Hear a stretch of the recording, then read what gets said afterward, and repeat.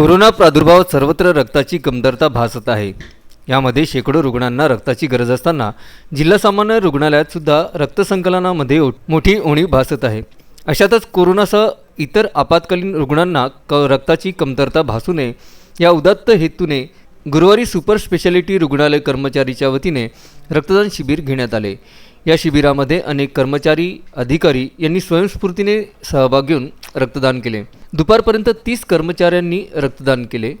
Super रुग्णालय कर्मचाऱ्यांच्या वतीने दरवर्षी मे ते ऑक्टोबर महिन्यात शिबिराचे हे आयोजन केलं जातं। या शिबिरामध्ये जिल्हा शल्यचिकित्सक doctor Shyamsundar Nikam, doctor Bhilawekar, doctor Kalpana Bhagwat, doctor जांभर्डे, समाजसेवा अधीक्षक सतीश वडनेरे, सहाय्यक अधीक्षक प्रफुल्ल निमकर, जिल्हा सामान्य रक्तपेढीचे उमेश आगरकर, श्रीकांत थोरात आदी उपस्थित होते।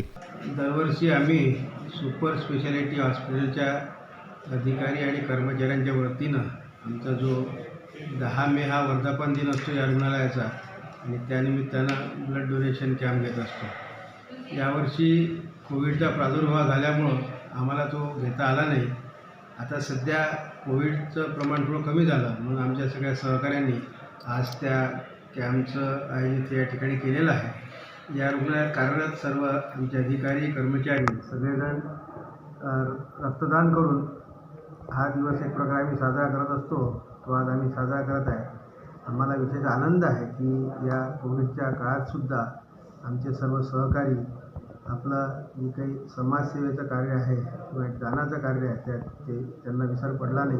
हे थोडं उशिरा का होईना पण आम्ही हे रक्तदान शिबिर आयोजित करू शकलो आणि एक राष्ट्रहिताचं काम करू शकलो।